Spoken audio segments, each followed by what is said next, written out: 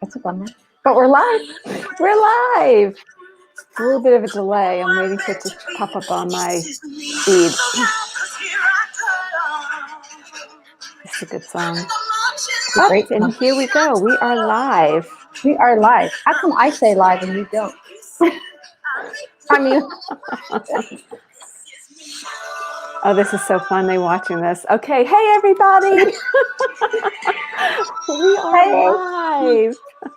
Live listening to a song from the greatest, what's it called? The Greatest Showman?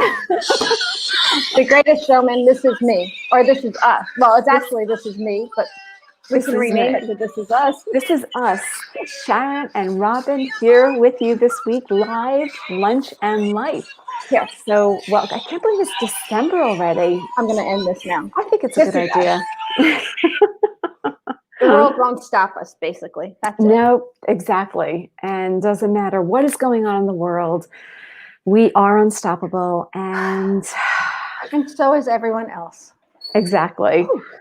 Can't believe it's December. It's crazy. Can you imagine? No, I was on a meeting this morning and somebody was giving this updated stats for the hospitalizations and the deaths. And we were like, man, yeah, let's just, it's bad, but let's focus on the good. Right. So and I think, go ahead. I'm sorry, I guess we should introduce the show, but I was just going to say, when you say focus on the good, I heard someone else say, in order to get through this, like we have to focus on us, to focus on the communities, to focus on getting to the good throughout. Yes. So anyways. I agree with you. And we wanted to make this month a special month because it's December, it's the holidays, it's, winding down the year and looking into the new year. So let's just get rolling. Let's unpack this. Hi, everyone. I'm Sharon Holand Gelfand, your co-host of Lunch and Life.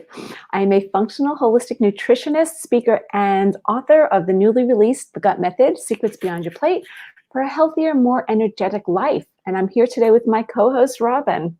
And I am Robin Joy Meyers. As you know, I am a molecular geneticist, author, TEDx speaker, and a joy architect. And I help women fall in love with themselves so they can thrive through life's changes and basically find your true joy. And everyone always has a choice, chance, and change. Love that. The 3 C's of life.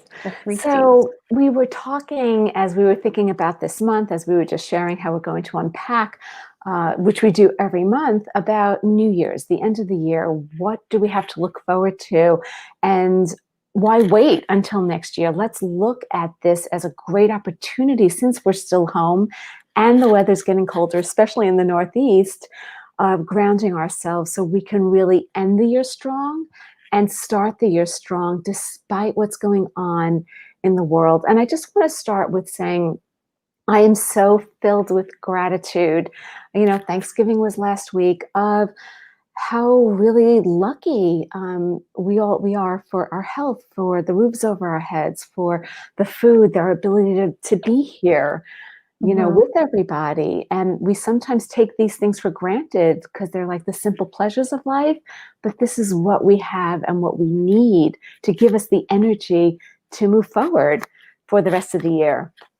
And I think if COVID has taught me and hopefully everyone, it is the simple pleasures, right? It really is that we really don't need a lot. We really don't. We do need to have people that we're close with, and healthy relationships, and healthy living, and the roof over our heads, and health, and that turns into happiness. And as we progress through unpacking this lunch and the month, let's not wait. Let's start now, because we can end strong. We are, obviously, it's freezing here today. I'm in Virginia. It's freezing.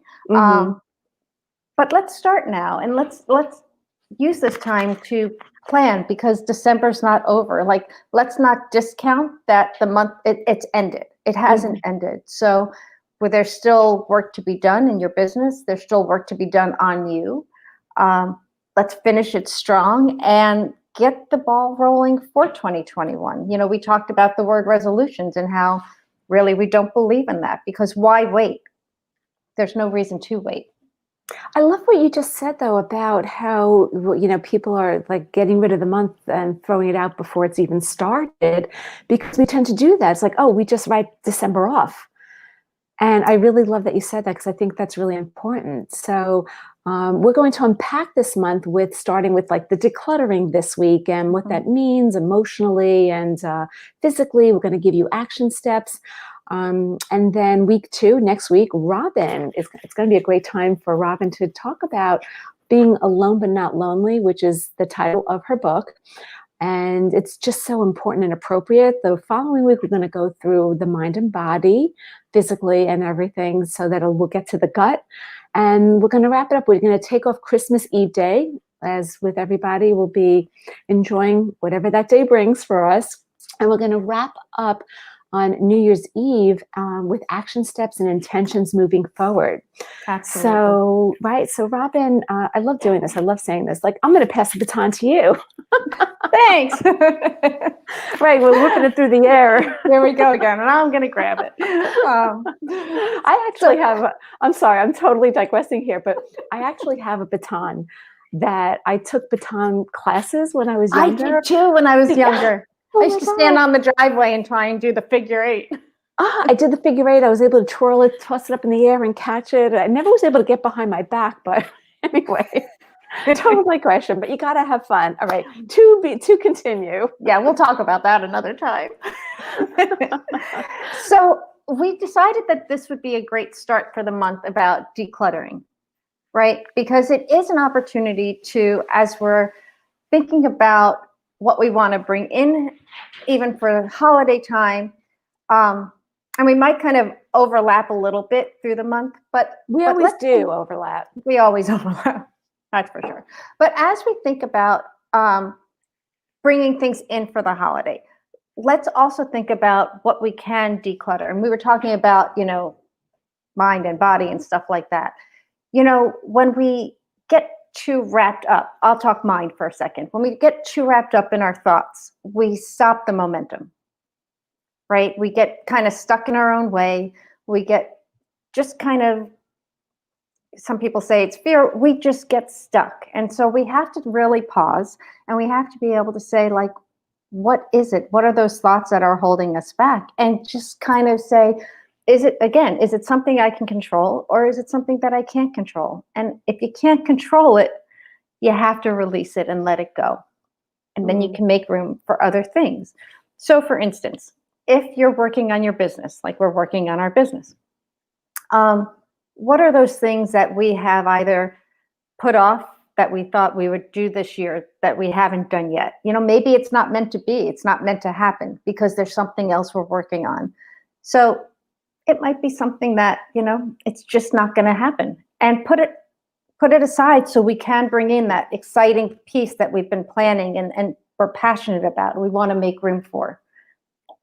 Yeah, it's interesting because we don't usually associate the word declutter with, our mental state, our emotional state, or our physical state, physically inside. I'm not talking about our physical space, because we look at decluttering or being cluttered as the physical space around us. Mm-hmm. And it's so connected. And, when you're right, when our minds are cluttered, it's like putting the plug in at the bathtub, right? The stopper, and it's not allowing things to flow. And when that happens physically in our body, it stops everything, and then it heightens our senses, and we're in this fight or flight mode constantly. So it's constantly.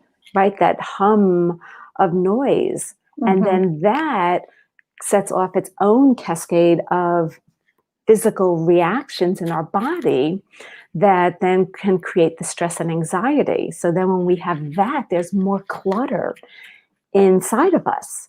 Right. And I think people don't realize that connection. Right. And that's why it's so, sorry, that was my cord flying. That's why it's so important to be able to really be conscious about your choices and your conversations and the words you're saying to yourself and each other, and to take that pause, right? Because if you don't take that pause, you're in that constant reactionary mode and not being proactive. So when you can step back, you're not in fight or flight. I mean, if you have to be, you have to be, but you're not in that fight or flight. You can pause it and say, what do I want from this? Setting those intentions. What do I want to get out of this?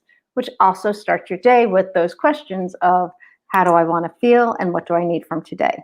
I was just thinking that and knew you were going to say that, of course, because that's where it starts. For so many people, this time of year brings up so much emotion from past baggage that we all have. And then you add on top of it COVID and, we're staying at home, it's getting colder.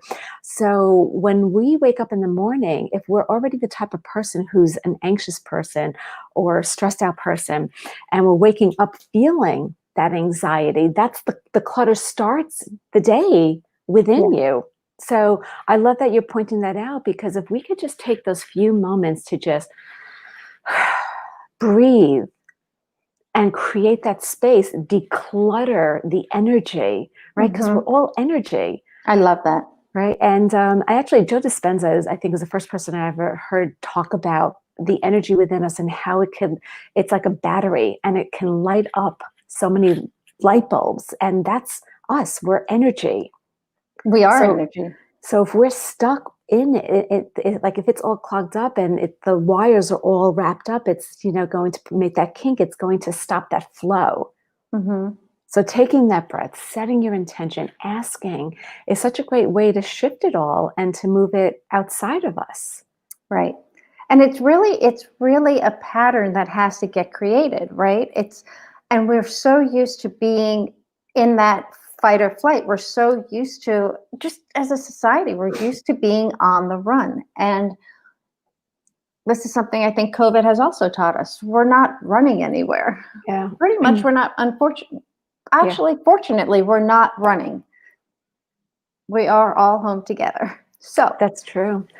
So you can pause. You don't have to run a kid to the bus stop. You're not running to the office. You're not running to drive through Starbucks to get your coffee to get to the office, right? So build in that, at least that 5 minutes. I mean, just make it a pattern that you can just stop and breathe in the morning. And if that's all you do, if all you do is have that pause, fantastic. But just consciously take that pause. That's a great starting point. And what I would add to that is use your phone to set an alarm throughout the day, or, just even if it's midday and then at the end of the day, to just do the same thing, to remind yourself to take that pause and take that break. So many people who aren't used to working at home, who have been in offices, they're sitting all day. And so they're not even getting up. So even just the sitting part, again, it's getting you create a swampy environment in your body. And so the energy and the thoughts aren't flowing. It's getting stuck. So setting that alarm and allowing yourself to take 5 minutes to get up and to walk around and to breathe and to reset. And then at the end of the day, to reflect. Absolutely. And it's just as important to close out your day, right? Because otherwise your mind is still going. You're still on that constant buzz, right? You've got to close it down. You've got to close it down. So how do you do that? Think about what you're grateful for. Think about your accomplishments of the day, if that's what you want to do. Think about, but don't end the day with, what did I get done or what didn't I get done? Just be grateful for what you were able to do. And especially in these times, be gentle with yourself. There's days that you can't give 100% every day, right? And as you and I have talked about, and we probably mentioned this earlier on in the show, whenever, if it's a 20% type of day or 30 or 40%, then do the best you can and give 100% to that 30%. Exactly. It's just taking the few and focusing on that, and letting the rest go, reminding yourself of what the simple things are in life and the gratitude of that. So the wrap up really is, waking up in the morning, breathing, setting your intention of asking what you want from the day, what the intention is, what do you want to get out of the day, reminding yourself midday to take the break, at the end of the day breathing and moving the energy, decluttering. And the other part of decluttering, the other action step is always pen to paper. Because, right, Mhm. if it's in your head, you want it to be able to flow through and flow out on paper, because then you can extract that. And then there's more room and more space to focus on what you have to do, because now you have it on paper. So you're not ruminating it. You're not going things, over and over and over again. Mhm. Absolutely. And you had a great idea. I'm going to let you take this one because I think it's brilliant about decluttering and making the space. So instead of constantly, even your house, right? I've gone through like major decluttering this year to minimalizing things, if that's a word. And I'm wondering why I look so white. Here's a total sidetrack. I don't know why I look so white today, but I'm fine. But I look white, very white. But in decluttering, right? Even clean up your environment, right? And things will shift because everyone is at home. So clean up your space around you. Yeah. There's things you probably don't need. So, Oh my Sharon. God, so many things. So it's interesting because, when we were talking, I moved from a house that had a lot of space to a condo that was half the size, and then to an apartment in the city that was half the size of that. And with each move, I had to declutter, right? I couldn't bring everything that fit into a big house into a small apartment. And every time that I had to pack things up, donate things, it was cathartic because you release so much energy. So what we'd love for you to think about doing, especially this month is the perfect time of decluttering, is go pick one room this week, or pick a room, a few rooms for the week, whatever works, and look around your space and look at what you have. And does it bring you joy? Do you need it? And if not, maybe now's the time to donate that to, whether it's clothes, whether it's books, whether it's whatever, utensils or vases you have in the house. Do you know how many vases I have in my house? I gave them all away when I moved into the city because I like, what do I need them for? I've gotten so many deliveries of flowers. I have 6 more in my apartment. Do I need 6 vases? No, right? But the point is, right, we get it, we put it on the shelf. We get it, we put it on the shelf. Yeah. When we can reassess and reevaluate and then remove, that creates so much more space in our space for us to be at present and to just relax and to allow the creativity to flow through us for what we have to do. Yeah, I totally agree. When we as a family moved from the family house to the townhouse, that was major declutter. And then when I moved to my apartment, which is very small, but it's perfect, major declutter. And I actually, thought went through my clothes. I thought I like really downsized, and I just like went through again. So I was like, yeah, I haven't worn it. Definitely don't need it. Yeah, and there's something about looking at a clean closet that's just organized, or the clean Just a space. clean place, clean cabinet, clean countertops, just clean, organized and clean. Yeah, I like because it. that declutters the stress in your body and allows you to breathe. And And it be gets so creative. I mean, I just find that exactly. I'm so much more creative. Yeah. So, we hope that you take away these tips and try one of them, 2 of them, all of them, to bring into your life, because this is the time, this is the month to get started with it. Because if we can start by decluttering the space, our mind, our thoughts, things that are going on, and move that energy, by the end of the month, we were going to be so ready to hit the ground running when 2021 comes, despite what's going on in the world around us. Right. Because our goal really is to end 2020 strong and healthy and just kickstart 2021 and just be ready. It's a continuation, right? Because I don't think, quite honestly, the world is not really changing in between Yeah. December and January. So let's be our best selves ending and our best selves starting and our healthiest self. Absolutely.